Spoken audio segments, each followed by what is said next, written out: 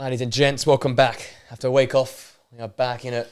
Premier League's back. Rejuvenated. I tell you what, wasn't much excitement. I was just saying just there, there's not much excitement from this weekend. It's a bit of a lull for us just to work our way back into it. Quiet week of action. No crisis for any of our football club. Our football club, most importantly. Low-key debatable. You know, I leave 2 weeks ago. International break, come back and half my squad's missing. That's a bit of a but you're still winning. So No. But as in, who do we lose? We lost Odegaard 3 weeks. Is suspended. Rice suspended, so that's different. But Calafiori's injured. And Saka maybe, I don't know, you have to yesterday.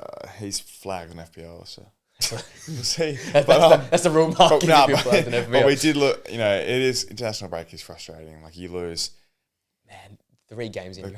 We already have a thin squad, and that's not like international break's fault, but this is the reality. Like, we have a thin squad, and then you go away for extra fixtures, which are fairly irrelevant, and you come back, and we've lost one of our most important players, and then a player we signed to give us more depth, who's now also injured, and it's just fun, classic UEFA football, isn't it? Anything we picked up from the weekend before we get into all the games? Anything you guys want to highlight before we get into it? As you said, it was a pretty dull weekend. Most fixtures you expected came through. Yeah. From multi, it'd be a good weekend. Probably just more so looking at Everton, back to back games now, 2-0 up, 3-2 losses. Only 2 teams have done that. I've worked it out.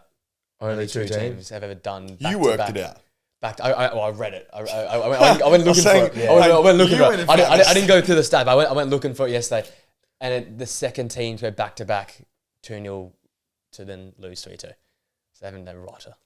Yeah, it's a crazy stat because in both instances as well, they've had chances to put that third away. So it's not just they've been 2 up and not been able to hold a lead. And if historically speaking, Sean Dyche football, 2 goals is enough to win you a game. We're not. He's done his whole career 1-0 games. It's been 1-0, 1-0, 1-0, and don't get me wrong. I understand it's again on the weekend. It was against a decent opponent who had quite threatening star power up top, who were always going to come at one point in the game. But still, what was it? 2-0 in the 60. Nah, scored for half time. They scored one before half time. But it was 2-1 until around the hour. Well, anyways, and Calvert-Lewin had 2-0 lead still. Calvert-Lewin had some could have bagged a hat-trick. Yeah, pretty easy. That 1-on-1 was. Oh yeah, that was a sick. Yeah, I don't know what happened there. He took that to the side and. Well, I think he just thought it was him and Emmy, right? He just forgot about everyone. Either way, it was such a clumsy touch. Either way, I feel like Emmy would just have come across and saved that. I feel like Emmy's going to save it no matter what anyway, but it's just you can probably give him a bit more slack for that one they hit the crossbar. He's bodied the defender. He's a bit on the side. You don't always put that in the back of the net. A good striker does, but in the 1-on-1 instance, you should be scoring that, I'd say at least 7 out of 10 times, 8 out of 10 times. 8 or 9. If you're 1-on-1 with a goalkeeper, Premier League player, you should be putting that away, right? Yeah. I mean, you look at DCL with a few games under his belt and continuity, puts that away. Puts that away. So, worrying times for Everton. Confidence low. The only thing I want to touch before we get into it, I think there was a record for cards on the weekend as well. The Arsenal game? Or just in the whole weekend in general. Well, there was the Arsenal game set a record as well. Arsenal set a record. Chelsea Bournemouth game. Chelsea Bournemouth game had 17 yellow cards. Anthony Taylor has to go. I think that was an Saudi's all-time record. So I think it was 16 players and both managers. So maybe it was 18. Yeah, it was something. 16 players and both managers. So is this just it's clearly a new directive from the Premier League. The amount of time wasting yellows this weekend to make sure they covered their bases. It's crazy. It's ridiculous. I'm not. Look, we always bang on about the consistency. So it's look, if they're going to be consistent, that's a tick. But it's also I think football fans as a whole would rather there just be seen. I think everyone would just rather less yellow cards, a bit let the game go a bit. Yeah, let the game go. Let a bit of physicality back in the game. The shit house is kind of what's made the Premier. We've been seeing these Barclays compilations of the last week or two. So it's this was all kind of shithouse. Right? I don't think adding more yellow cards to the game benefits anyone. No. All it's going to do is result in more ridiculous sending offs. less moments of sort of controversy, which like, you know, sort of make the whole spectacle of the game better. So if they're going to look, despite the consistency by paying everything, I think everyone would rather consistently less yellow cards and less officiating, let the game go on. You know what I mean? Like, as in... Yeah, I thought the Arsenal game... I thought Jared Gillett was actually... I think he did good. He kept to his thing, but but it was just like... There's too much carding. Like Saliba got pinned for a yellow card for carrying the ball for like literally 2 seconds. And I was But according to the rule he set from minute 1, that's the problem. You got to set it from the start. What? He said his standard, and it was so high. And one thing I will say about this, so you see like the Premier League in comparison to other leagues and the amount of time the ball's like stopped. I think like the ball's only in play like 48 minutes of the 90 or something. On average, it was 50% of games actually on the pitch last season. That was so it was like, it's like an average of like 48 games of the 90 included at a time is actually played. Yeah, it feels like that. Last night I felt like that too. They want to like... Yeah, that was slow at times. Yeah, they want to play, obviously, more football, get the ball rolling more because it's a lot of stop-start at the moment. And don't get me wrong, it is stop-start because when you're giving that yellow card, it wastes time as well. So that's a other whole thing. But I think what they're trying to do is like get as many yellow cards because then they'll stop the time wasting. But in regards to like the challenges and stuff, like I think they're just any challenge at the moment is really being like a yellow card. Like you can't actually go in for a hard challenge anymore is the best way to explain it. Yeah, it's disappointing. I got a few I'll pick on throughout the game. Yeah, as long as, in my opinion, as long as you haven't gone studs up into an ankle, if you should be able to go through a player and through a ball without a yellow card. As long as the ball is in play and you've got contact with the ball and you haven't put studs up. Like if you're going 2 studs up, obviously, but that's going to be a red either way most of the time. Yeah. But if you should be able to go like smash straight through a player as long as you are getting ball. Yeah, if you touch ball, I think it should be. Now it's like, I can get ball, but if you get a bit of player, yellow card over the ball and that's changed. 10 years ago, that wasn't even a free kick. Yeah, I know. Let alone a yellow card. Yeah, it's interesting. So, I'll touch on a few as each game goes on. But we start at the top. Our boys played at 7:30. Yeah. Cursed 7:30. Finally, we got a win. I can't remember the last time we won an early fixture. 3-0 versus Southampton. A tale of a 30 minutes and a 60 minutes. Southampton looked like bloody prime Barcelona for the first 30, piecing us apart. Deloy obviously gives away the penalty. Onana makes a save. And then from that point in time, it was just all United. Like they woke up. So goals for De Ligt after a stinker at the Nations League. Gee, that sounds so rough saying that.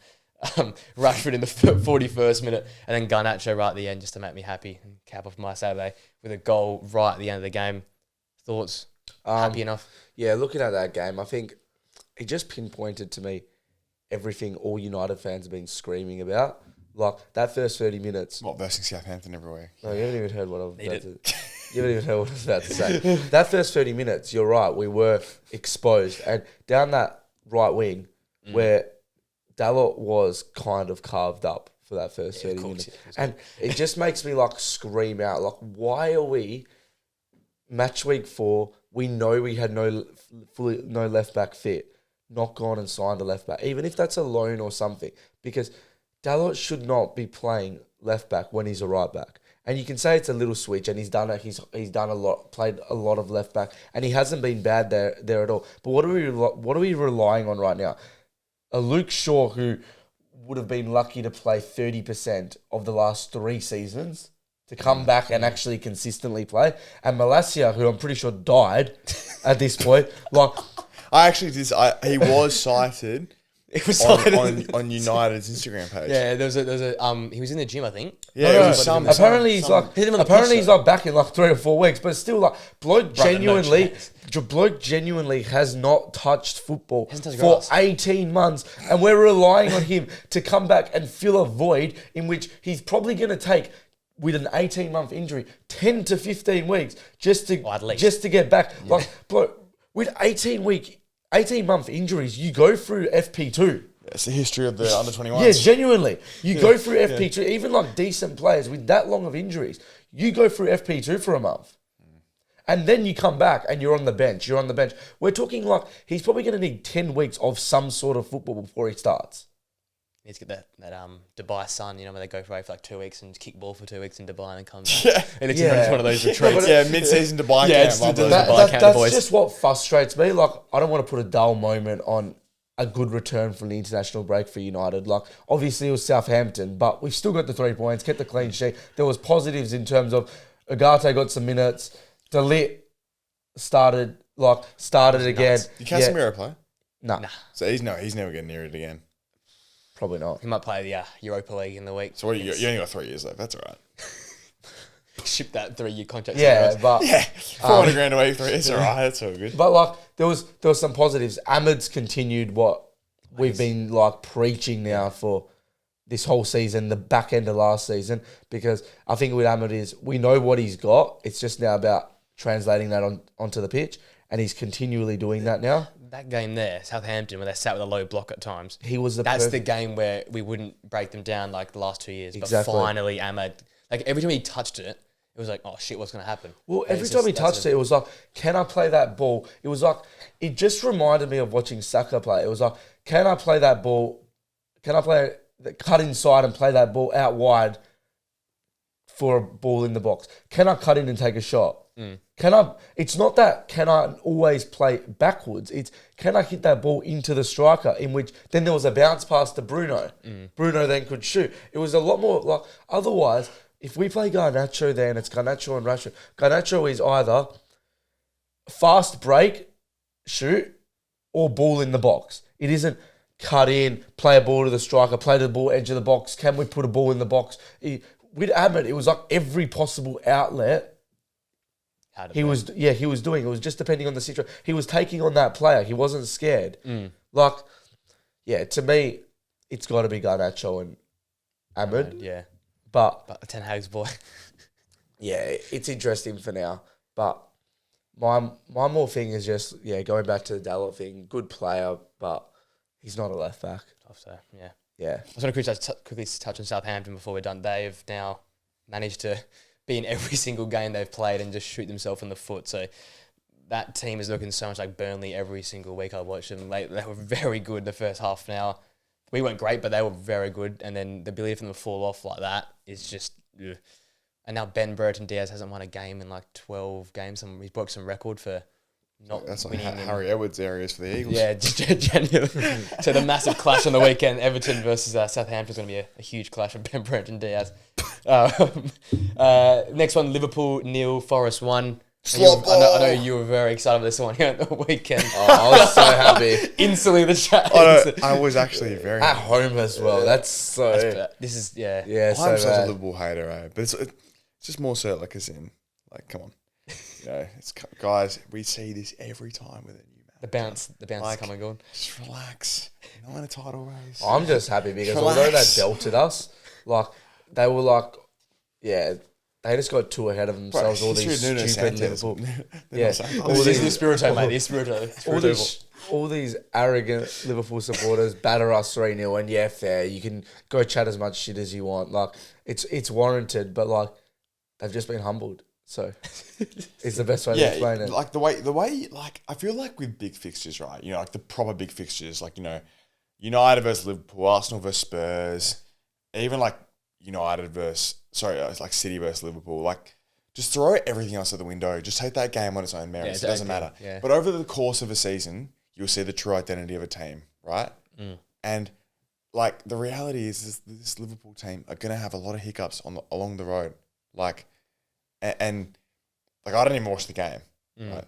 Because I was out. But as in, like, I feel like you're taking a regime of... Did you watch the game? I watched the game. Yeah. What was it like? Did Liverpool deserve more out of that game, or no? If you I watched the second it felt half. like I don't know if you guys remember the Palace game where it all fell apart for the last year. It was like that. They had all the ball. Yeah. Salah couldn't pass. Like he couldn't pass the pass. We'll bring back last week's quote. He couldn't pass. He couldn't. Like, it was one of those games where Salah was off. They dragged McAllister, which no one was. I think the commentator said it was a weird call to drag McAllister. Put Trent into midfield. Like, all the things he tried just didn't work. So it's the first case of, like what you said, the regime. He tried what he's been doing, We just moved stuff around, and it all just fell flat on its face. So yeah, it gave the vibe of Palace last year when everything sort of fell apart, where Salah wasn't really at it. That's the worry, right? If Salah doesn't go, do Liverpool go? That's I saw Diaz looked pretty good the first half. Right, he was doing a few things. We probably should have scored Did he that hit one the that hit the post? post. Yeah. Pretty early on in the game. Yeah. It wasn't like after that they had a massive chance. They didn't really. They felt like we'll get the Spurs. That's from what I saw. I saw It that. felt like Nothing Spurs clear last cut. night. Yeah. It was really Forest. You're sort of joking, but like Espirito ball was like sort of sort of Wolves vibes again. Like relegation or something. So Yeah, I was so close to the bottom.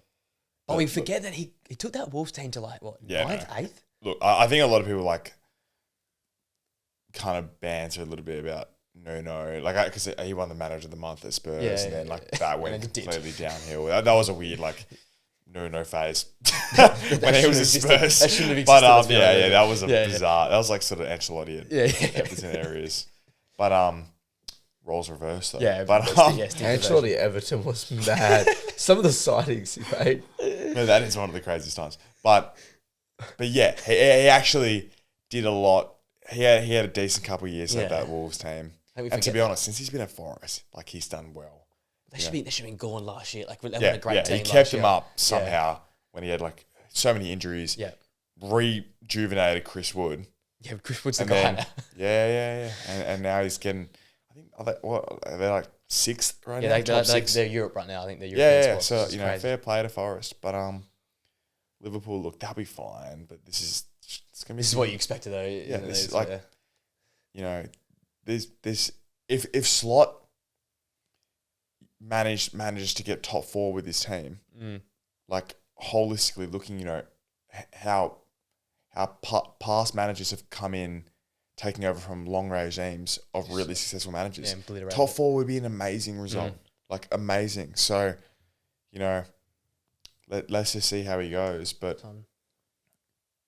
yeah, look, I think this is sort of a result where I wouldn't be too surprised to see these things happen where they can't break down teams. Yeah. Right. More so, not ship goals, but where they can't really slice through teams over the next sort of. I think that's a good point. They're not going to. I don't think they're defensively vulnerable. I think it's about scoring. Because I think it's the thing. Salah is not scoring.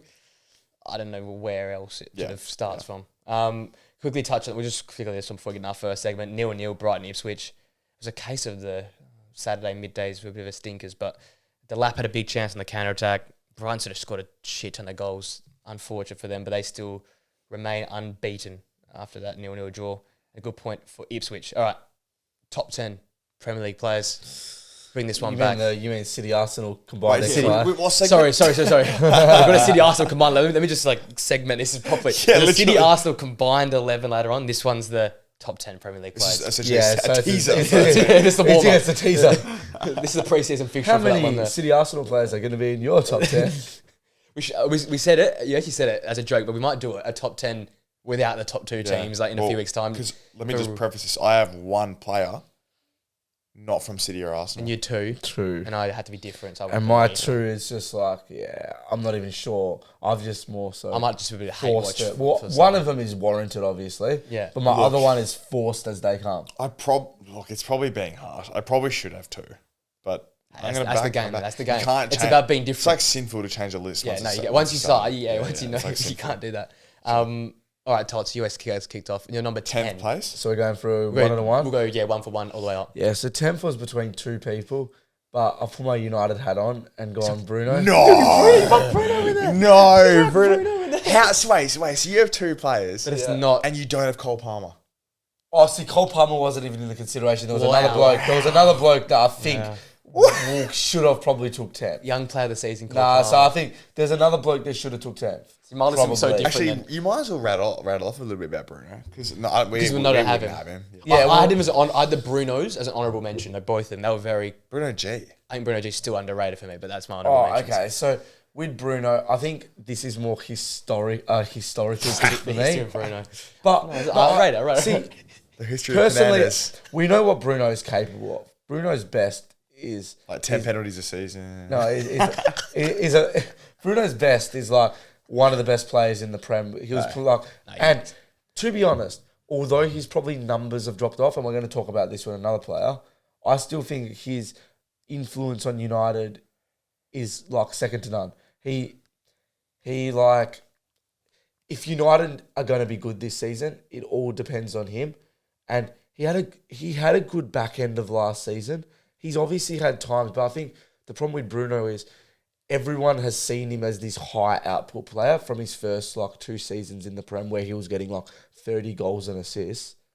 That anything like when he's getting that like 9 goals, 9 assists, which, don't get me wrong, isn't the best numbers. People dismiss the rest of his game, and he is quite pivotal, and in the sense as well that he has played over the last 18 months a lot out of position. When he plays solely that number 10 role, he's one of the best players in the Prem, and that's why I've put him in.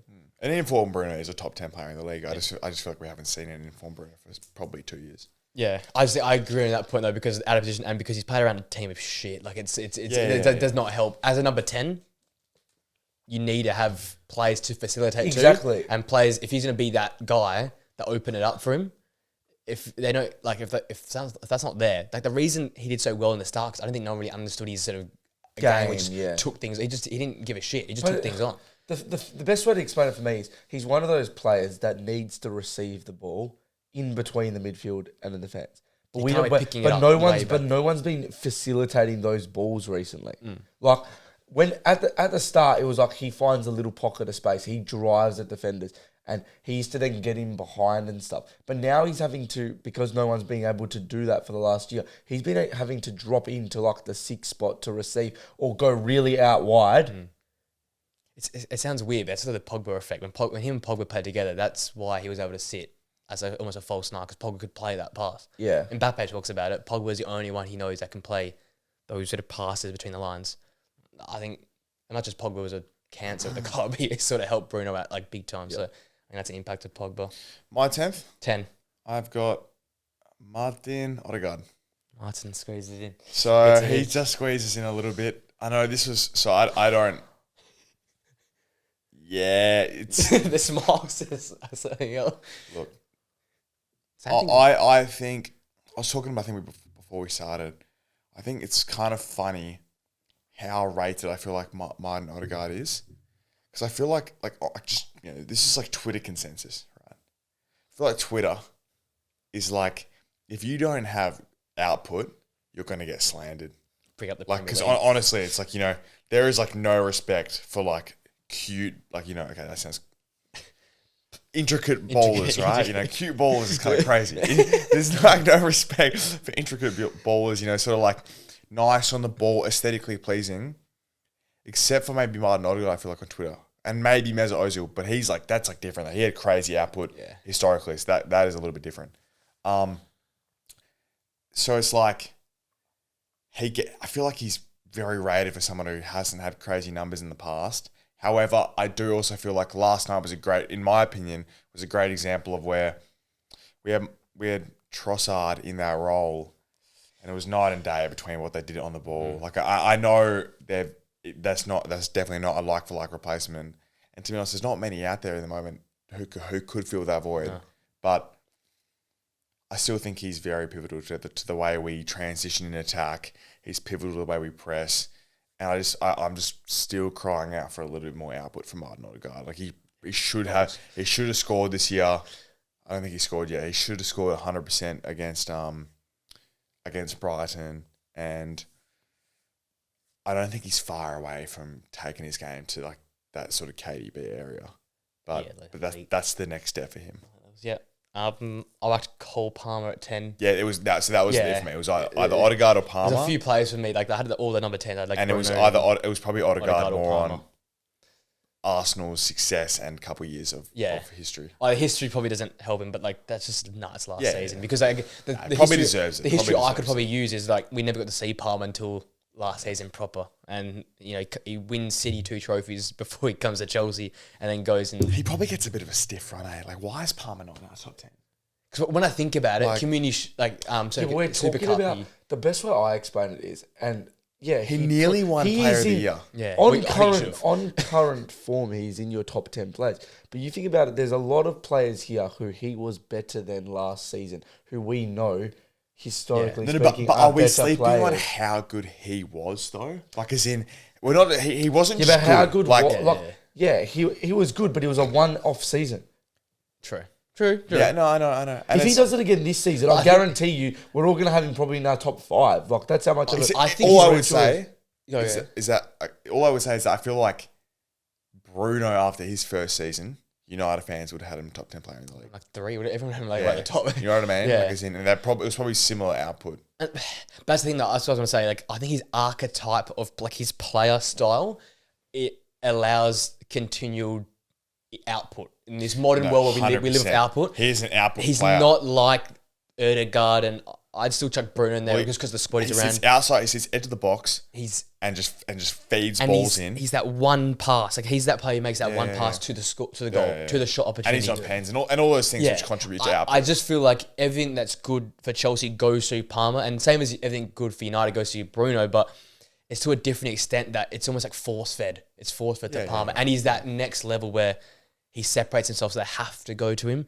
I just think his type of player, he'll consistently be a part of a top 15, 20 because of he'll just continue to get numbers. Yeah. And in the modern world we live in, he might not be the tricky player on the ball or as good as, Ozil's and like in terms of on the ball, but he'll get the numbers. But yeah, to be honest, I mean, if he replicates what he did last year, this year, he'll 5. skyrocket. Yeah, right? I think it's purely like, can we see it a little bit longer, right? Yeah. 100%. I think that's just our thought process. Well, he right now a better player? I think you'll see with our list makeup. Yeah, is he a better player? Yes, more as of right now. But if you think about it, like, who is a better player? It's a guy off one. I think if it was on form, he's probably He's top top 3. Yeah, Exactly. Okay, well, number 9 for me is Erdegaard. Okay, cool. In there, yeah. So same reasons. Yeah, same reasons as Flynn, to be honest. And yeah, his output hasn't been the best, but I think he's shown quality over an extended period of time, which to me is quite important when you're going to assess since the like top Madrid 10. days when he was like 13. I think for me, when I've established this list, it's probably it needs to be over a prolonged period of time, and being Odegaard now, this is probably his 3rd to 4th season of consistent performances, whether that's output or not. Even when he isn't scoring or assisting, he's still providing. He might be that third pass in that chain. He's actually the opposite of what you said about Palmer. As in, like, he distributes it to like either to Saka or Martinelli, who then whips, who either cuts it back or lays it off or something. The 1-2 with Ben White. And that's why bloody Saka's racking up assists recently. Yeah. So, that's literally why. So okay, me 9. Shout out to my boy Gabriel. Locked him in there. Gabriel 100. If he's not in your list, I'm going to be bloody pissed because I mean, I think Saliba, Gabriel are the best two centre backs in the league now, and they're just clearing everyone else. But yeah, I'm not going to rattle on too long about this. I just think Gabriel is a bloody wall. He also just scores goals. Last night he was by far the best player on the pitch last night, in my opinion. Yeah, long way. He gets in all the right spots defensively. He's gotten rid of all those silly mistakes. I mean, I can't think of the last time he did one of those. He's just a bloody wall at the moment, and he's a bit of a shit house too. I love him. So yeah, Gabriel 9 for me. Very cool. I went Decky 9.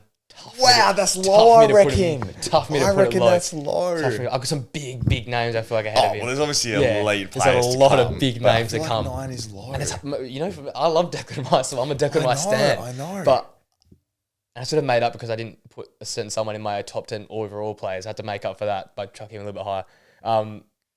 It hurts me, but I think there's a lot of really, really good players that have already won a lot. Not that Declan Rice is not going to win a lot more, but I use a bit of the history, a little bit. I don't normally, but I used to use a little bit here with this because I think the next sort of 5 to 9 for me, I feel like I could put them in any order. I actually felt the same thing. I thought like there was a pretty clear caliber of player. The top sort of 3, 4, I think.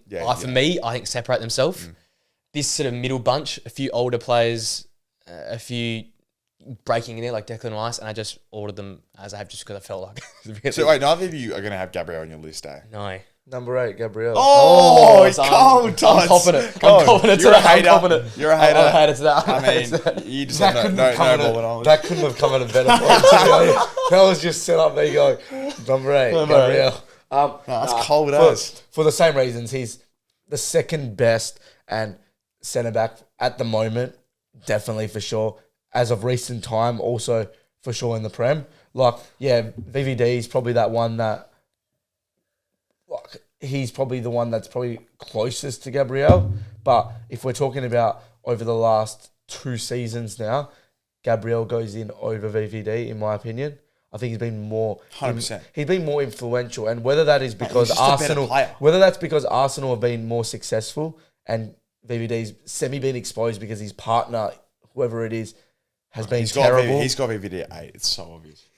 Has been terrible. I don't know, but yeah, I think the best way to explain it is you've been harping on about Gabriel now for 2 whole years. I think everyone else has probably catched on in the last 6 to 9 months. Feels like everyone's just 6 to 9 months. I'd say last season. His stock definitely went up. Yeah. In the Last season, But you've been on it everyone early, man. everyone started I'm telling you, bro. I was started like, to this catch guy. on. And I think Trust me. the reason people don't put him in their list is, or don't rate him as high, is purely because his early years in the Prem, he was mistake prone. Yeah, I don't think and do people then, still do that though.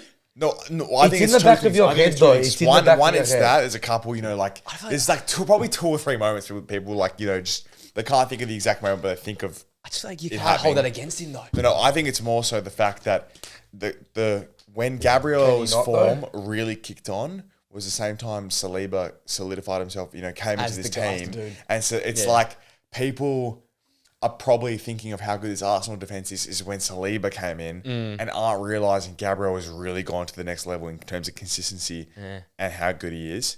But yeah, no, 100% agree with what you're saying. I think there's a lot of players like that you just think about what they've done in the past. Oh, I think I'm not the best astounding way them, to but I think it's explain harsh it, now. the best way to probably explain it is. So why don't think you about- have him in your list then? I think VVD's better. I would rather As have of currently, right now, you I think he's still better. rate I still rate VVD so highly. So I think VVD I'll- historically is better. I'll die on this Historically is better, which is probably a little bit gone off what I've done for this whole I still list. think But he's Gabriel's still- he's been doing it for years. That's what still I'm saying. If Gabriel, I still think VVD nuts. I think this time last year I put VVD in my list. I think 1 whole more year of Gabriel though. I feel like this time last year when we did this list, or like when you didn't have him either. Nah, VVD came off a good year. Did you had him last year Top 10? in the list? I swear none of you had him. I was the I one wouldn't- who had I him wouldn't again. have had him. You would if you didn't have him. I'm a hater. But I don't think you had him either. Because we said the exact same thing doing VVD. Like I was going back and forth at VVD. Yeah, maybe I didn't, but VVD did have a good season last Look, year. VVD is good. But Gabriel had like a better season. Yeah, he'd be 11 or 12 for me. Like he'd be yeah. right there. That's where I was talking. I said, but it was between Bruno and VVD. I didn't think Cole Palmer had warranted it yet to be that number 10 for me, just purely because it just needed to do it for more than 1 year. So that's why for me it was Bruno or VVD. Could I put VVD ahead of Bruno? Realistically, if I probably wasn't a United fan, I probably would have done that. But it's the same thing. I still would have put Gabriel at 8th and VVD at 10th, which would have, because I think Gabriel is a better player than VVD. Fair. You know, right? I reckon you guys might say this is live. What's Saka? Whoa. Yeah, I got Saka at no 8. win here. I've been way Not that far off. Not that far off. I knew. Yeah, I've not that far gone off. way I different. I thought you would be the same as me, and I thought you would way probably have different. more. Yeah, no, really so, high. he's got him probably Yeah, fourth. I not reckon. the same. Not too far So off. I've got Saka What have I 8, missed? and all I'm gonna say is that Fuck. it feels I think the way my list works, it makes a lot of sense. I think next will help clarify this. Fuck. Saka, love the guy, love him, right? Haaland, all those things. But like being the 8th best player in the Premier League is no discredit to him. All the guys above him, I think you can mount a solid case for. And the attackers above him. Let me clarify that as well. I mean, we're talking like Ballon d'Or caliber seasons that like they've either had or they had, or going to have. Yeah, exactly right. So it's him. That is literally the only like room for improvement for Saka is that he's already been voted a top 30 Ballon d'Or candidate. either increase where he's going to finish in that, or do that for a couple more seasons, and he'll go up the ranks. There's nothing more for me to say there. His output's insane. His consistency is insane. I heard Robert Perez said he's inconsistent. Yeah, but what is he yapping about? Who do you say I feel was like better? Saka went I don't know. It was ridiculous. He said someone else was better than him. I'm like, nah. Well, when I think of consistent players, I think of Bukayo Saka. I think every week you can rely on him to get a goal or assist. Yeah, it was someone ridiculous. I'm trying to remember who he said. Gordon? I don't know. But he No, said, it wasn't Gordon. Perez, mate, you're washed, mate. But anyway, so It was someone crazy. What's up with these French ballers picking up the mic and saying? But yeah. So Oh, it was Salvio. He said Savio. Savio. He said he's a way better player. Bro, Perez didn't know who Savio was until 4 games ago. No, actually, it wasn't Savio. It was Doku. Now I remember. It was Doku. It was Doku. It was Savio than Doku in the first place. No, it was Doku. But that's ridiculous. Yeah, all I really want to see from Saka now is like score a hat trick against City, and then you'll be the top 3 player in the league. Nothing more to say. Yeah, I won't build it too much. I'm still gonna stay on that Virgil van Dijk hill. I'm gonna keep camp on this. Why? And just because I'll be coming in here with the walking stick, and I'll still be here. It'll be in 2045. I'll still be in Virgil van Dijk top 5. He'll still be just sitting like 30 yards back from the nearest player, playing long balls. Yeah, I'll be on like my casual weekly trip to the physio for my back. Virgil van Dijk still there. I just think when we all talk about this drop off. And it was a drop-off, but I think the drop-off wasn't as bad as long as everyone thought it was. So I don't think he's been... it is either. No, neither. And, okay, yes, I'll give... I think Gabriel's the last... the 3rd best centre-back in the league. In my opinion. John Stones is up there as well. I just think he's still really, really good. Not to the level of Saliba, because Saliba's consistency right now is ridiculous. And his ball playing is ridiculous. That's sort of my issue. But I feel like him and Gabriel... very similar, but different styles of players. Gabriel's the one that'll go through. And Gabriel, like if you actually watch the games, they are so close. I've been watching, and maybe it's just I know you watch, and it's maybe more just like a need to get someone else in there. I get it. He's got more aura. But no, I think over the last 8 months, Gabriel's the best centre back. Then I would maybe because of that last 8 months, I'd give Gabriel the edge. But well, that's kind of crazy though. Over the last 8 months, Saliba's been in the league for 2 years. And for half of that, you're saying Gabriel's been a better centre-back. From the back end of last season and the start of this season, he's a better centre-back. So it's the more recent form. It's nearly half the time he's been in the Prem. And yet you rate Saliba that much more high.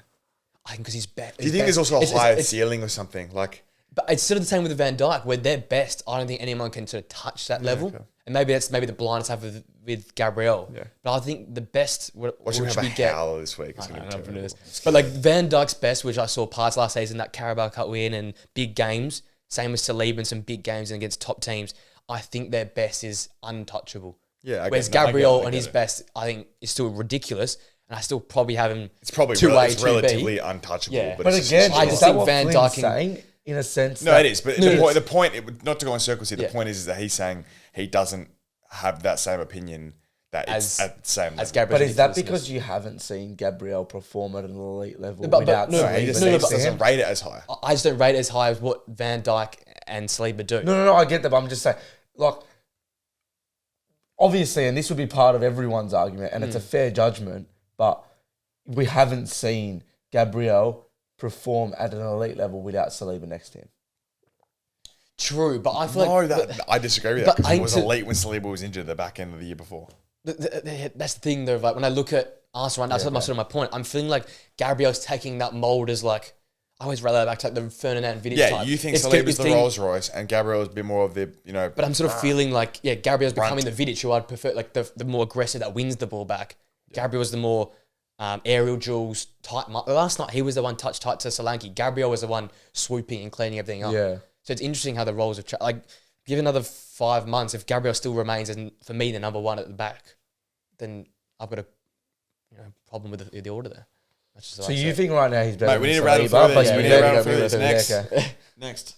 7. Saka. Okay. Yeah, so I had him pretty similar to you. Not to touch on it, I just think that we're getting to this stage of the list where the players above him are better.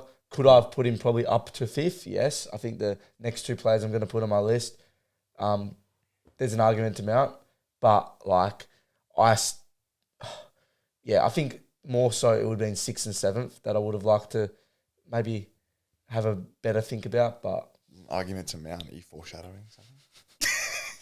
Oh, yeah.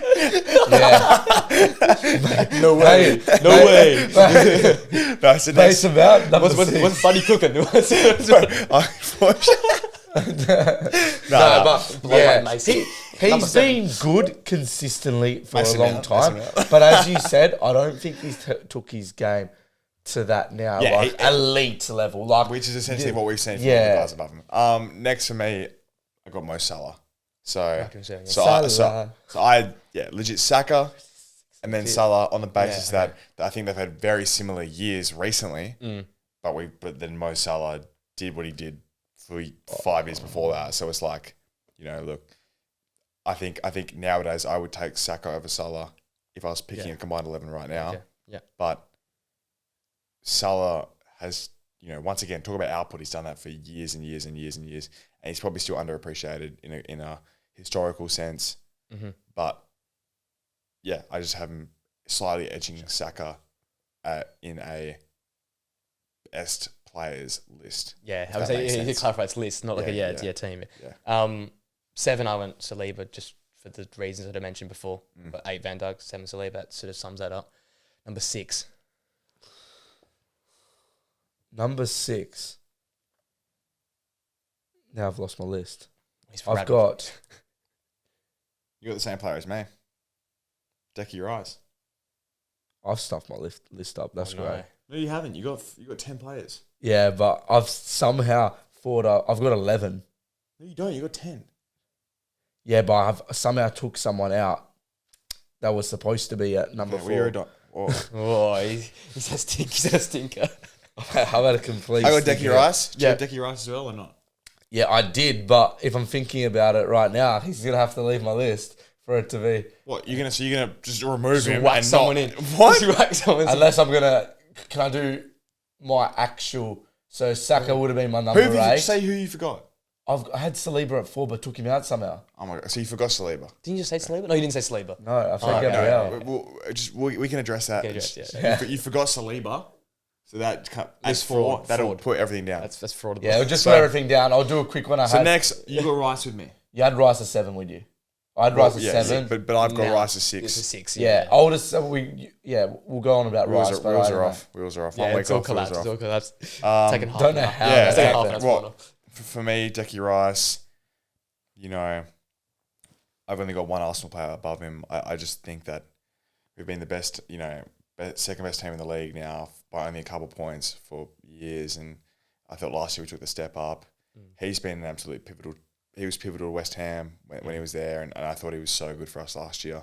I think he's the only player in the world that's justified his price tag of threat. We're looking at 9 digits in the last couple of years. Maybe Bellingham as well, obviously, but yeah, Decky Rice, absolute animal. Missed him last night, but can't wait to have him back.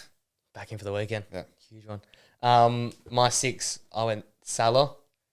My 5 and 6, I'll say my 5 and 6 together. Salah, I'll say my 5 and 6 together. I went De Bruyne 5, Salah 6. Saudi ballers. Yeah, I can't feel like I can't put them with the big 4 now just because it's a new era. I think when I think of the the new age Premier League. Okay, yeah. When I think of the new age Premier League, it was like De Bruyne and Salah's league. Yeah. And just because De Bruyne has had those big moments and won more trophies, he just goes above. Like I see them very, in terms of their sides. That is a valid reason, though. Equally important to their sides. And again, as on a day, I said this sort of pack here, I could flip flop any way I sort of wanted. But I just think the trophies, the winning, and when he leaves that side, the difference it makes. Kevin De Bruyne it's not like 5. talking about Bernardo Silva winning trophies in a City team, as in you could. It's like we're talking about KDB in the City team. Yeah, KDB. And we're talking about Mo Salah, the number ones in this league in this 2010 or 2020 sort of era. Yeah, won more trophies. That's why it's gone up for me. They're very equal for me. That's So valid. 5 and 6. Your 5? Your Cut 5. us 6 and 5 quickly. Oh my god, you've actually cooked this. Hurry up, do 6. Who was just okay? I thought it was Rice. Decky Rice was a 7. Okay, It was actually yeah. 6. Who's a 6? 6, Foden. Right. Yeah, quite low, but I just think, again, for me, he had an amazing season last year. Probably will be close in the Ballon d'Or rankings. But again, prior to that, he was on and off from being dropped, not playing week in, week out, and he's probably only showed like that true potential that we know he has for one season now. Yeah, and he also... Yeah, you go on. Well, because he didn't do it in an England shirt, I think it makes him seem like a system player. Yeah. And it sort of retracts from his... status almost. It can, Yeah. From like how good he is, right? Yeah.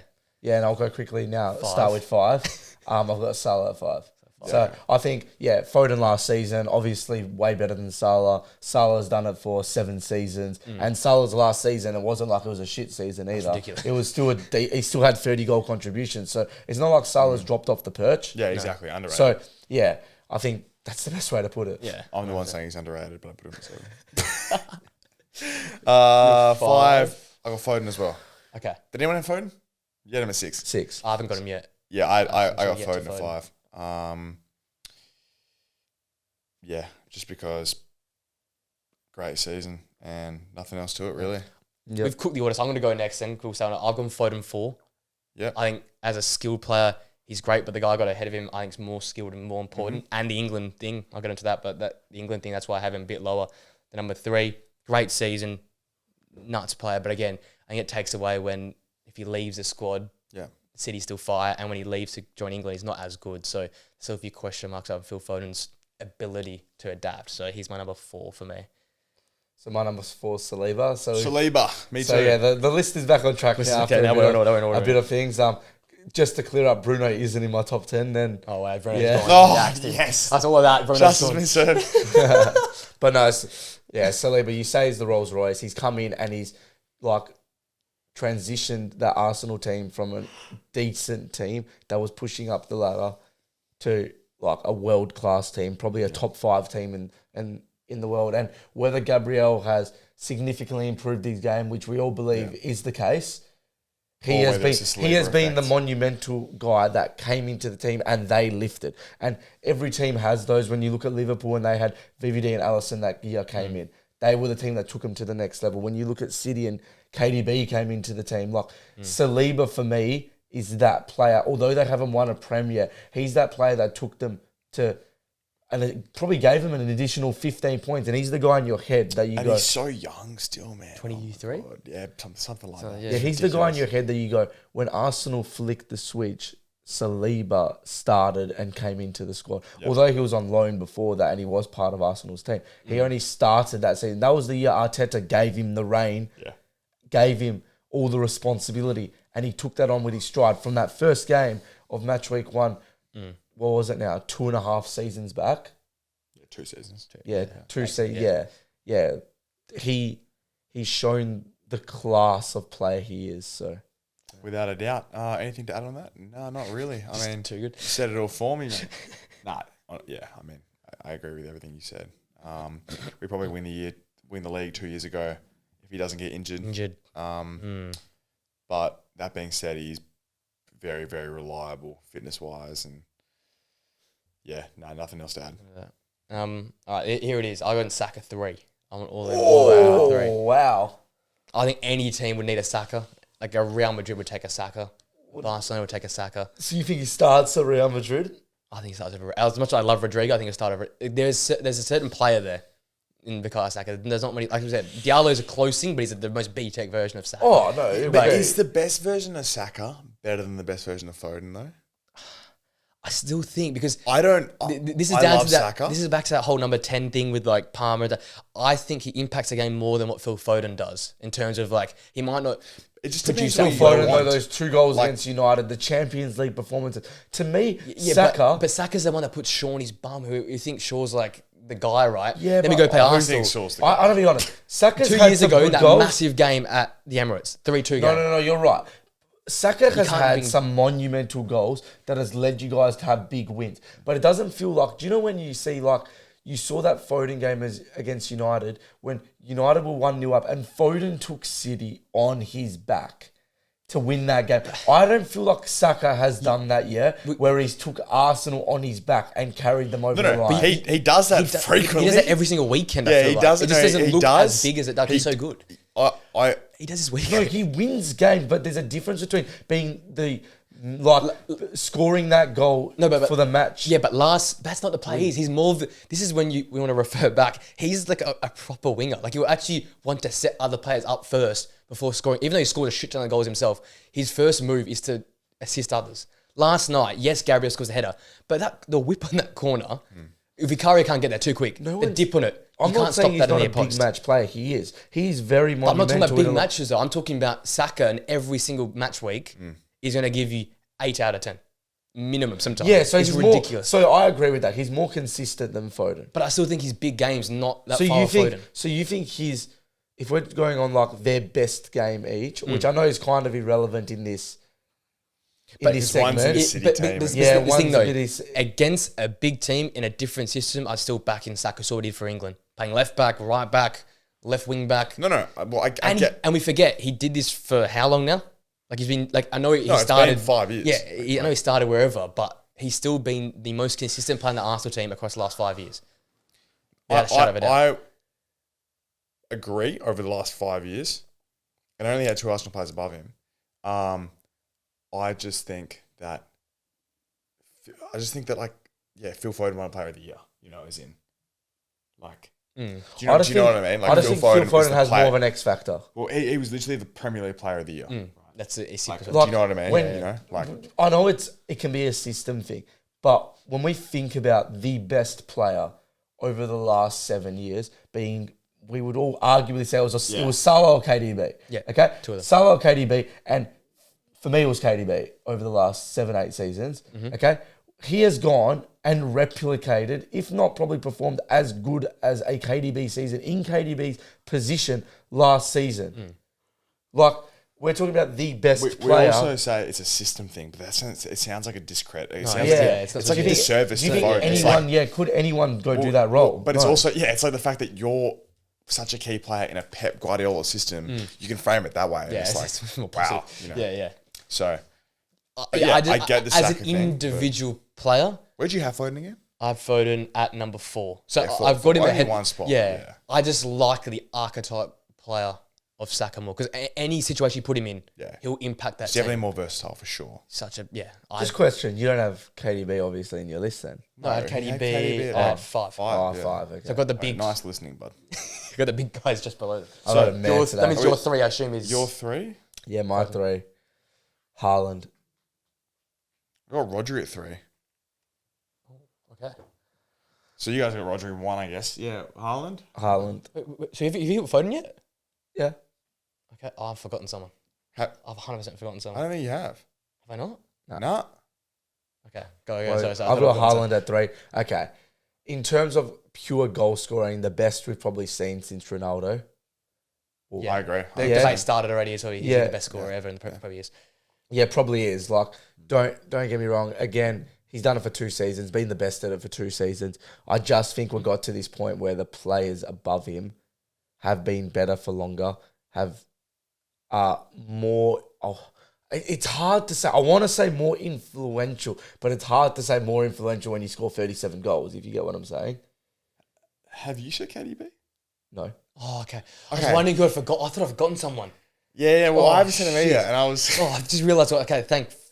The Haaland thing speaks for itself. Rodri, like, I think once again, you know, you're probably a little bit more surprised about our top 3, but I think for us, it's like, it's 3 City players who are like interchangeable. Yeah, they're all interchangeable. You can mount an argument for all of them being one, I would say. I just think the 2 players above Rodri are like, I just think you have to, there comes a point where attackers literally are more valuable than DMs and centre backs and stuff. It's like, you know, what a striker can do, or a Cam in this case with KDB, who have obviously still got to come, like how they can change a game in a second differs to what a DM can do. And that's why I feel like, you know, Rodri's an amazing player, but these 2 guys can literally change the course of a game off their own boot. And that's why I've got them above the 2 guys. I would agree with you with that, apart from the fact that Rodri scored countless times. No, Rodri does. Rodri does. Big game. He definitely does. But one of these guys takes the piss, and the other one has done that for his whole career. Yeah, that's fair enough. Yeah, that's fair enough. Do you guys want to do your 2s? I'll do mine. No, you do your 2. You do your 2. I went Haaland 2. Okay. Yeah. I've just got him. Well, I think Rodri's the best player in the world. So Yeah, so you're Haaland 2 and Rodri 1. Yeah, Haaland 2, Rodri 1. I think now Haaland, for me, he's the best scorer in the Premier League. Best player probably right now in the Premier League. Yeah. But I think Rodri's last So does 3 Rodri seasons. deserve the Ballon d'Or? No, Vinny getting the Ballon d'Or still. I'm still on the Vinny. I think that is crazy. Bloke Yeah, disappears for Brazil. Yeah, but Brazil have lost 6 games. But in qualifying, that's how best they player, suck. so best player in the But world. He wins you the can't Euros. say Wins you Premier League. can't say you have the best player in the world and Brazil And he don't wins have the bad Euros. other players. Yeah. Brazil don't have bad other players around him. It's not like you've chucked. But have you seen Brazil plays some of those. I want to give you an argument though for this. Give me it. Okay? Love me one. Everyone has gone on about Messi. There was periods in time when Messi genuinely had nobody around him in that Argentinian They're team. stuck. Yeah. Yeah, stunk. But everyone's still abused. And we're talking now that you're saying Vinny's the best player in the world. No, I still abuse. And you can't say he's got no players around him. It's, I'm not saying it's Brazil. I'm not saying no players around him, but the coach and the team doesn't work. It's not a team. It's just a bunch of guys who you think they're favelas and they're not favelas. But if he's the best It's not player, the- if Bro, he's the I best don't player in the know. world, he's still do all right.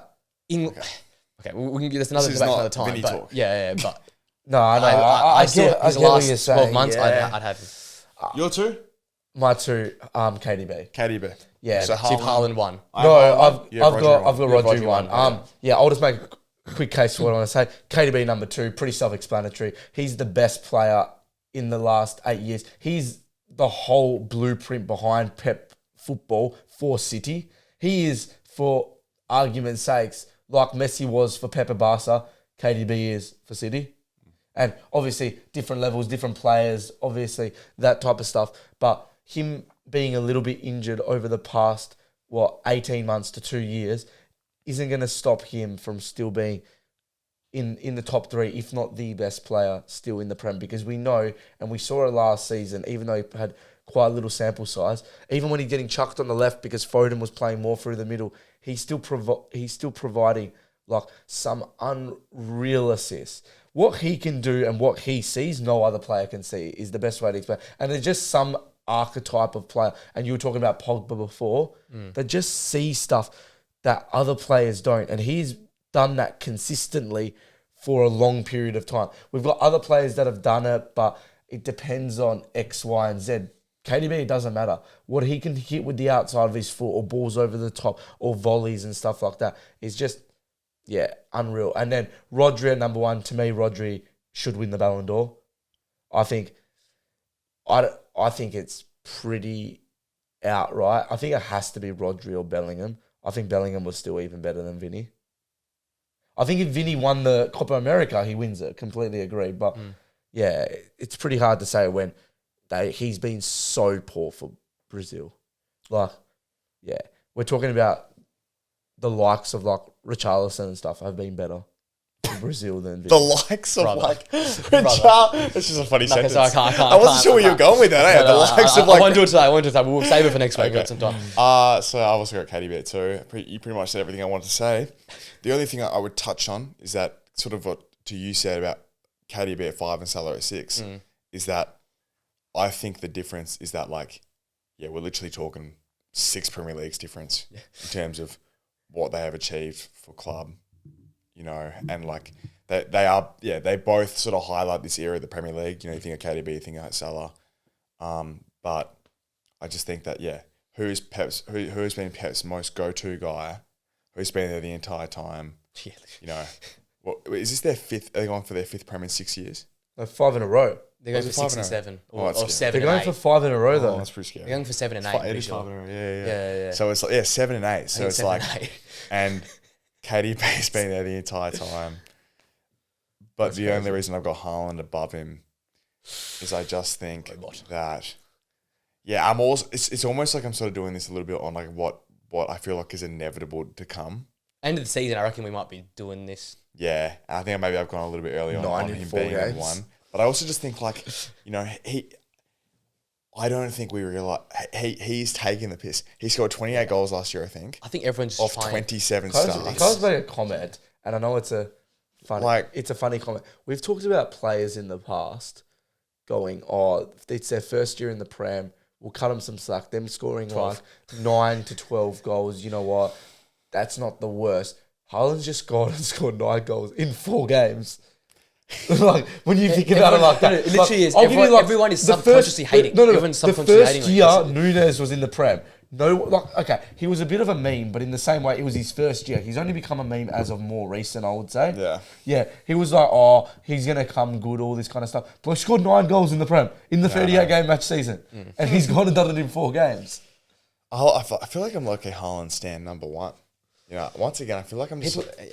It's a fear. Like I think even when I make you fearful, do you put Haaland number 1 because it doesn't feel. I think you're disrespecting like the fucking. Yeah, well, no, it's just this whole BS. They're like, oh, it's a narrative. Doesn't create enough. You know, No, I don't think it's that. I just think it's the merit of the other players. Tap in merchant. No. But this is like what you see on like Twitter and stuff. It's like, oh, all he does is it goes on in your head and you think about it, all he does is score. Yeah, it's like no shit. What, that is the stupidest thing I've ever heard. This guy is going to score. I'm telling you, I sat on this couch last year and said, if anyone's going to break Messi's goal record, I still don't think he breaks. No, but this is the you still. I still don't think he still can right now. He's on track. I think you essentially were like, oh no one's gonna. Bro, I'm telling you, this guy. If anyone's gonna do it, it's this guy. He's going to break. 91 goals. He's going to break. Shut up. He's going to break every single goal record that has ever existed because he is actually ridiculous. This guy is ridiculous. So he'll have 5 extra games than Messi would as well. His champs got 2 extra games, and because he plays Carabao as well. Bro, and Pep doesn't rest. He'll play 5 extra games if they go all the way in every comp than Messi would. And Pep, low key, if he maximizes it, you know, he's a bit for cinema like this. Like he will play him to break these records. And there's no other striker. Oh no, he won't. Yes, he will. Do you not remember last season? No, it's different. It's different. No, it's different. When Pep subbed him. No. When Pep subbed him. No, when Pep. No, I'm telling you, when Pep actually knows that there's like stuff on the line, I'm telling you, he plays. Are you serious? He was going to beat Messi's record last season in the Champions League. No, he'll play him. I promise you. And he subbed him, and he was like, no. And you could just see the smirk on his bloke. Is like the biggest. No, it's because he knows Haaland's 22 or something. It's he'll like break it in I'm telling you. Have you not heard his press conferences? Every time they're like, "Oh, is Haaland the best best because, striker you've ever played Pep for?" Does no, this. Messi's the best every time. Pep does this, bro. I'm telling you, Pep does this. Of course, he's not going to tell. I'm telling you, Pep does this. It's just Pep mind games. It's not though. It is. The biggest Messi fanboy that's ever existed. No, it's Pep mind games. I'm telling you, give it 10 years, he will say Haaland is the best player he's ever seen. I'm telling you.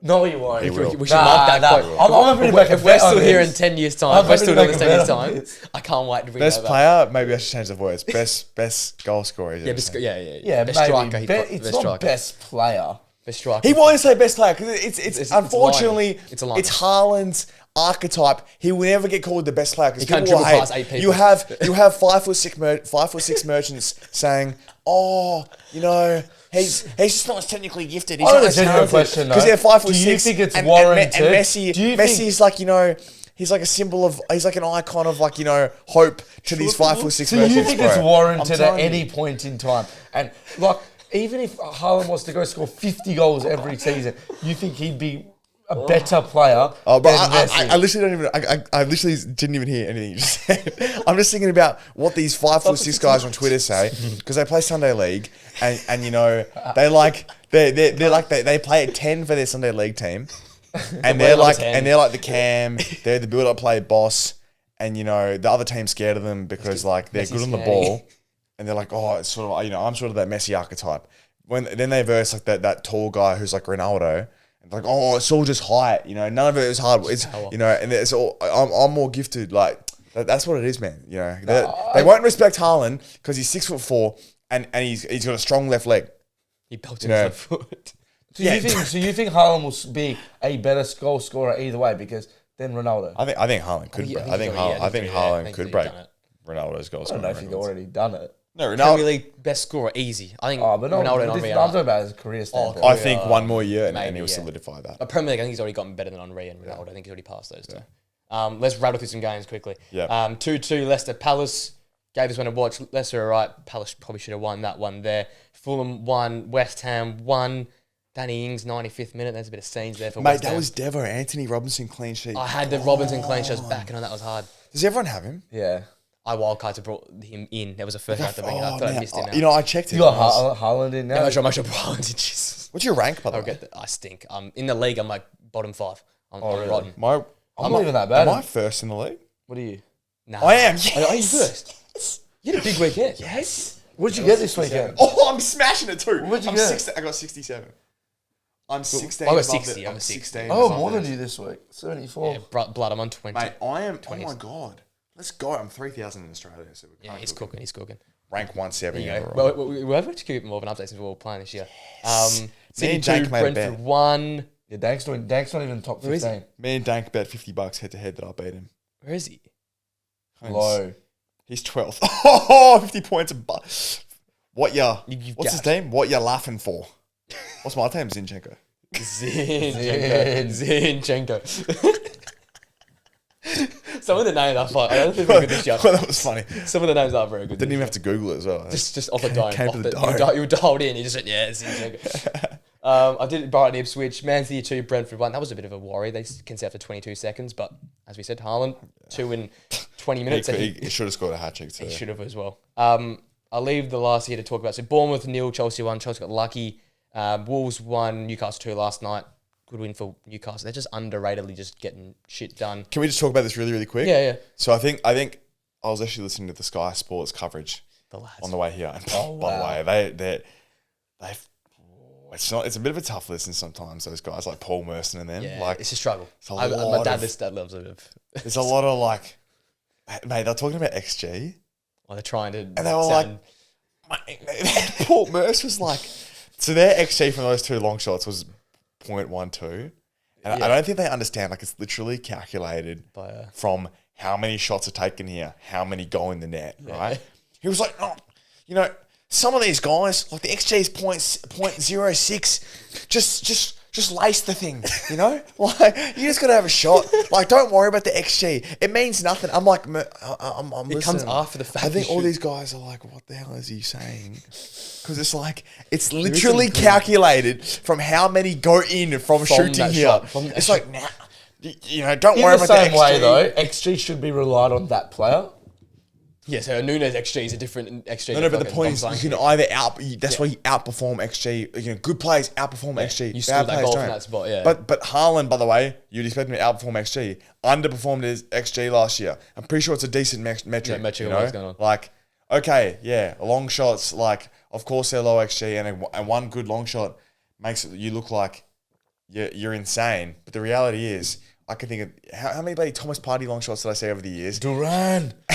And he slaps one in. And it's Bloke like, is super sub of the century. yeah, Duran's nuts. Eh? We'll get into that game. But yeah, I just want to Newcastle really quick. So This is yeah, it's a bit, sneaky. It's like Yeah. a roughie. I feel like it either goes two ways here. Either they actually find form and they're actually legitimately They're good, cooking, yeah. or they stop scraping results, and it just gets kind of ugly, danger yeah. areas for Eddie Howe. They're third right now in 10 points. I know it's ridiculous. And I Against still reckon decent they're shit. teams And I too. still reckon they're really Wolves away, they drew last season. They dropped points there last. They're getting points they actually dropped previously. So as much as I kept looking at it, I kept hating on it. I can't. I get to a point after the next game week. If they keep winning, I can't hate it anymore. It's literally there. It's what Well, they I'm are. glad they're doing well because I predicted them third. So They're looking. Well, they are third now. yeah. Is it? I'll tell you what. The And predictions. Wolves, man, zero points. 1 point. They've got to draw away to Forest, which is a true, strange way to get a point for their season. Zero wins. They'll be They alright weren't though. even bad, They've looked though. alright. No, I weren't even 100% bad. agree. They've actually looked. They've looked decent. I think they're good against you guys. They're good against Strand Newcastle. Larson, he'll come good. I actually think he looks He alright. was really good. Yeah, I think he looks really good. Cold dummy assist by Cunha Cunha. looks good too. Little Yeah. step over. Love that. They'll be alright. I think that'll be good. Scari's strange.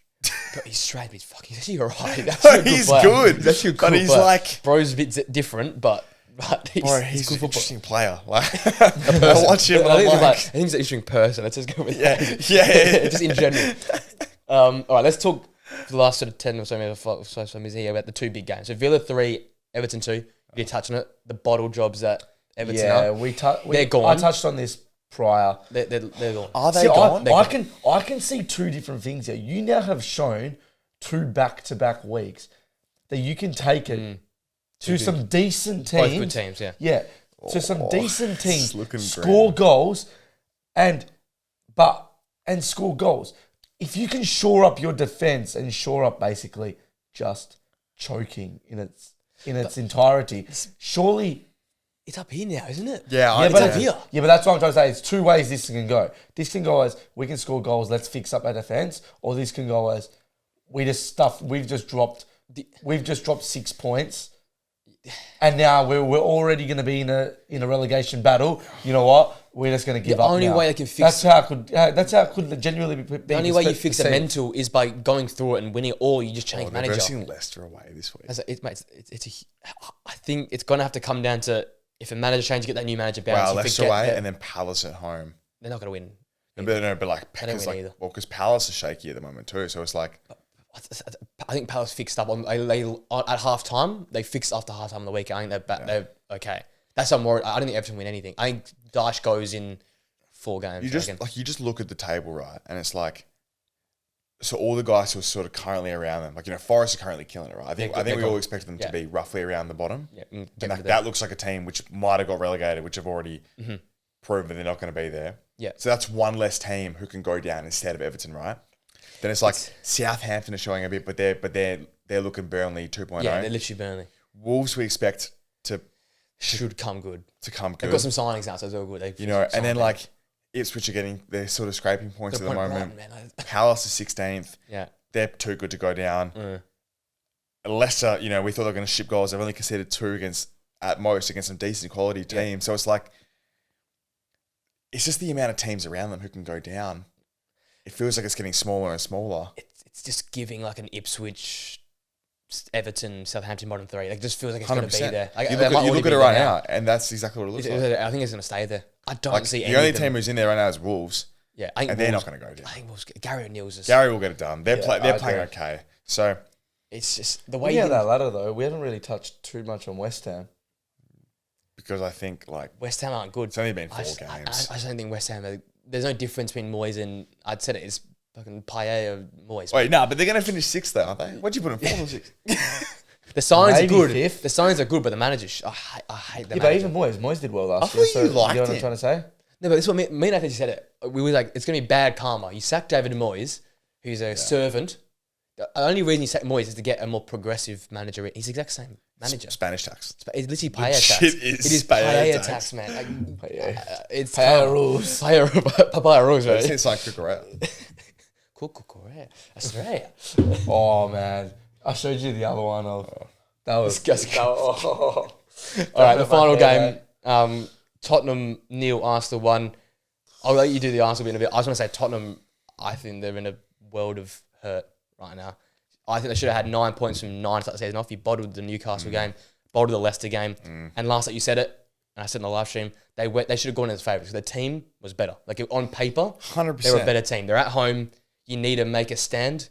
Anyone who disagrees with that is delusional, by the way. Their team on paper was definitely better than our team on paper. To you guys both, you always talk about midfield battles. Their midfield was 10 better than Arsenal. Mate, our midfield was like You had a totally changed midfield. Trossard was at the 10. And the fact that they went in with a weird midfield as well. But they've gone with Kulusevski in the midfield. Kulusevski was probably one of the best players in the park. He was actually good. But playing Kulusevski and Maddison does it have a bit of like... That's where they've gone with this season, though. I know, but... And I think Bentancur was a big in. So I think they're for one of their stronger midfields. But they could not fire a shot. They did play last game, Basuma and Sarr. So I think to Tottenham's, like, to really harp on the struggles there are. They're at home, a North London derby against a vulnerable Arsenal side. Outside of the first 10 minutes, they didn't go close. They were forced. I thought they were okay. So in terms of when they were the better team. I thought they were the better team between the start of the second half and like the 60th minute, like 55th. Yeah, let's go 55th. Yeah. They had more of the ball, right? But as in, the goal, I felt it coming. I said it. I was going to come here. They're bound to Arsenal bound to score. So I think it was the opening 10 to 15 minutes, maybe the first 10 out of the second half. But outside of that, sideways FC. It was bad. Like, you guys were very good defensively, nice and compact. About 10 yards between the first line and the last line. I thought we were insane defensively. I thought like that was a shift put in by the team. That was a good. That shift. was honestly like 1-0 to the Arsenal whole thing. That was as 1-0 to the Arsenal, like living up to every single word of that chant as it gets, man. Like, in terms of clear cut chances, well, Martinelli had one in the first half where he probably should have taken another couple strides and then squared it. Done something else with that. I mean, he's a player, low key fraud watch. Like, I love Martinelli, but he hasn't produced the goods in some time now. Like, Trossard is definitely above him in the pecking order at left wing now. And then I feel like Sterling coming in only just adds more. Looked good for a little bit. Yeah, it looked okay. 10 minutes, he looked all right. I definitely want to see more of Sterling. Yeah. You know, Carabao Cup midweek, have you got? We got Champions League, Atlanta. So me might whack play him in that. there. Sure. Yeah. But yeah, that game was won defensively up, like onwards, you know. That's your point. I guess it's the theme of the show. Yeah, literally. The theme of the whole thing. Gabriel and Saliba in that game, and I do mean Gabriel and Saliba. Ben White was a little bit shaky, to be honest. On the ball, bit yeah, Heung Min kind of had him on ropes early days, and then Yuri and Timber did this thing on the right, on the left for sure. Brandon Johnson was unsighted. But I don't know how many times, buddy, Gabriel and Saliba put in a last ditch block. The blocks, you know, on a shot which should have been a decent chance. Yeah. David Araya was good. Big saves. You know, but yeah, just big like saves. Important saves. Like, you know, he just hasn't let us down yet since he's been in an Arsenal shirt. There's been no howlers. There's been quality saves and a couple like freak saves, especially this season as well. You know, he's really proven that, you know, why he's the number one in this team. And I thought, we won this from defensively forward. In terms of attack, we did not click attacking wise, you know. But the Rice miss is huge. 100%. Playing through the lines. Yeah, I think the Odegaard. I just think it was a midfield miss. Yeah, like, it's a whole different midfield, right? Yeah, exactly right. So, and the other thing on the attacking sense is that, to be fair to them, we know how good we are from set pieces now. Everyone knows how good we are from set pieces. So just win corners. Yeah. We did enough to win probably 10 corners in that game. I think you did, it would have been about 10 corners. And it paid dividends in the end, you know. Gabriel gives Romero the slightest nudge ever. But he didn't complain. Exactly. He knew he fucked it was up. one of them where, like, you know, the lack of appeal told the story straight away. Like, it was just a brain fade. I think he forgot it was on his back shoulder. It was like, oh, I'm not. It was bizarre. Yeah. And Gabriel's 6-yard box by himself, unmarked, just smacks the thing in. And yeah, it was a all in all, it's our best win for the year by far. Yeah. So I mean, it's a North London derby, 1-0 win away from home. It's a massive win. Everything was stacked against us, I thought, from going to that game. We were still favourites somehow. Yet our team was essentially, you know, decimated in terms of depth and starting like players available. And we got the job done. That's all that needs to be said. You know, it was a perfect storm for us to go another couple of points back from City. But we got the result, you know, after a poor performance against Brighton. That's what we needed. So we take that going into a big game against City this weekend. Yes. 100%. Massive game. And yeah, I don't really have a lot more to say on that game. I'll pick up quickly a few things. Timber, I think, was really underrated. One of my underrated player of the game. He was underrated. Into the tackles, fantastic. And that yellow that was apparently close to a red shouldn't even been a foul in the first one. Oh my god! Can we touch on that really? He won quick? The fucking ball. What is that? That was one of my complaints of the week. That was awful. I was watching that. Like, what is the game's gone? The game's actually gone. VR had a look at that. He won the ball. Oh my god! He won the fucking ball. I was like, what am I looking at right now? His foot was on the ball and it slightly rolled off. And Pedro, it touched him like here on the outside of the foot. Oh my god, Pedro Porro. He's one of the most annoying guys to watch sometimes.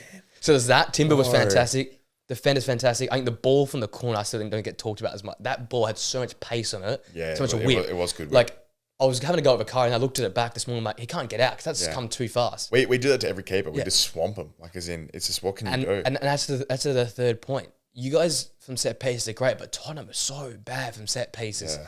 This is like the third or fourth time this season where they just look vulnerable from a corner. Like, they don't know how to defend corners. So, Van de Ven, I thought looked really good though. Romero was a bit shaky, but I thought Romero had an off start.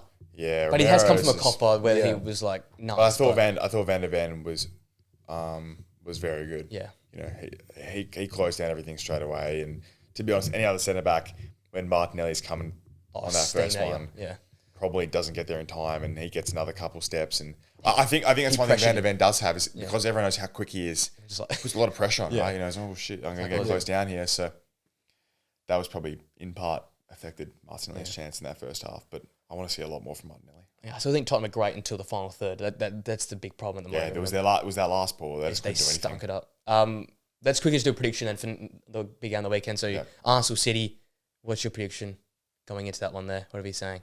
Is it at the... I think it's at... Oh, wait, both teams... No, it'll be at Arsenal. Or should be. Well, it should be at Arsenal. It should be the No, but it's at Etihad. Is it Etihad? Yeah, we have 2 back-to-back away Nil games. or Nil all. Back-to-back for last season. I'm Nil or- scared. I'm really scared of Haaland. Even though I think it's going to be it's a 2-0, but like it's a 1-0 through most of it and then a late because double. Haaland hasn't done anything else in the last 2 games we But played. I tell you what, he's due. Like, well, he is due. That's what I'm saying. Like, I don't think he's probably. But is he due or is it just Gabriel and Saliba? I know, it's true. Because Tottenham didn't do anything because Gabriel Saliba, so maybe... Well, yeah, I mean, yeah. And Tottenham's supposed to be one of the most attacking teams, so... That's scary. Fit And you got to get like, KDB. he gets into that hole between Declan you got Rice Declan is Rice there. back. He's Because back. it was double yellow, wasn't it? Yes, Wasn't it? Yeah, he's back. He's back. He's back. That's massive. That's massive. That's massive. For you going forward, Declan Rice to Saka, the outlet. He's back. That's huge. Odegaard won't be back. I'm gonna go Got to back the boys. 3-1. To the Arsenal. Yeah, I'm going 3-1. Oh, 3-1 on the road. And I'm going like it's gonna be a 1-1 until like Just right at the end, just blitz them. yeah, and then it'll be a couple late ones. late I'm ones. going 3-1. We'll Trossard off. I'm backing us We'll in. Trossard. I'm backing Fair us enough. into clicker. So you went 0-0, 3-1. I think you guys are. I'll go 1-0 City. I won't be ridiculous. I'll go 1-0 City. I think it's going to be very tight. We said we're gonna do a combined 11. Should we just quickly we run do it it? off? If you- Should we just do like a group one? Okay, that's great. So goal, who do you want in goal? Right. Shit. Okay, you want to go Raya? I assume you want Raya. Yeah, I'll go I Raya. thought you'd have Edison. Okay, we'll go Raya in goal. Left back, I want Vardiol, but Yeah, we can go by Guardiola sign. 2 Arsenal centre backs. Is that what we're doing? Yeah. Yep. Ben White right back. Nah, Walker right back. Bro, he doesn't Can't get a start. game at the Doesn't moment. start for them. Oh, Rico's well, Yeah, starting. it's not Ben Rico. White there. Let's get Ben White. I think Ben Ben White. White slept on a bit. Damn, Rodri. Rodri and Rice. We're doing Rodri and Rice double Nah, Rodri, KDB, Odegaard. Odegaard. But he hasn't even he's playing. not He has to be fit. available. Oh, It's okay. a Rodri- Rodri- Rodri, Rice, Rodri Rice. KDB. Rice Yeah, is- okay, do that. Rice is That's eight, insane. isn't it? And then the front three says it for itself, in my opinion. Does it? Saka, Saka, Haaland, and I want Savio. Haaland, and You want Doku, don't you? Who do you want on the left? I was gonna, oh yeah, probably. Well, Savio plays on the right. I know, but he's He also he's played on the two-footed. left as He is well. so two-footed. He played Yeah, I'll go both against Savio. Chelsea. Yeah, go Savio then. I think he's the one. how many points does that team get? 100 and... Does that team lose a game? I say, what's the max points you can get? Does that team actually lose a game? No chance, bro. It's got the aura of Rodri. That team is insane. The 2 centre backs. It's literally top 10 best players in the league. It is. With that Well, yeah, 9 of the 10. With just Savio whacked in there. He could be, by the next season, I feel he could be close The next fact season. City Cooks. find these players, like, For what are they bag finding of for like chips. 15 mil? Yeah. Same with like Alvarez. Yeah, dodgies. And then go switch Dodgy them off as for fuck. 95. Where did Atletico get this money from? They haven't been spending since the João Felix saga. That just adds it up. Just add the pennies up. Fair enough. That's the way it is. All right. There you go. That's that for this week. Somehow managed to make it an hour and a half again. I know, we seem to... We always Oh, do no, this. today's going to be a short one. Trust. Yeah, we waffle every week. Then- Thanks for jumping on, guys. 5 stars on Spotify. Like, comment, subscribe. Next week, I'm sure we'll be shorter, 100%. With that being said, actually, might be a live stream this weekend for the Arsenal City game. I have to see if I can sort that out. Please let us know how you want us to make it shorter. Not necessarily Yeah. shorter, but as in like... Instead of Do you debating... want us to just rattle off the players? Or? Yeah, I Yeah. think that's the thing. Do we need to rattle off segments or do we need to rattle off games more? Because No, I don't think the games I reckon we struggled to talk about the games for 20 minutes. I reckon it was more so when we did the top 10 players. we rattle It's just hard. Maybe we should do it in like segments of like, groups of 5, maybe we go like the bottom 5 we all say, maybe. just and off the and bat. then we go through And then we No, go low-key, front, top we 5 low-key or instead top of 3. whiteboard with like 20 players and just and then whack them on there. and then do player by player tier. That'd be crazy. That's a good idea. That's an addition. Let us know Saturday if social you're vibes. still Yeah. here. Let us know. We'll coffee. That's Those a guys. good idea though. We'll see you next week. Again, keep an eye out. Live stream might be coming this weekend for the big game on Sunday. Till next time, guys. See you later.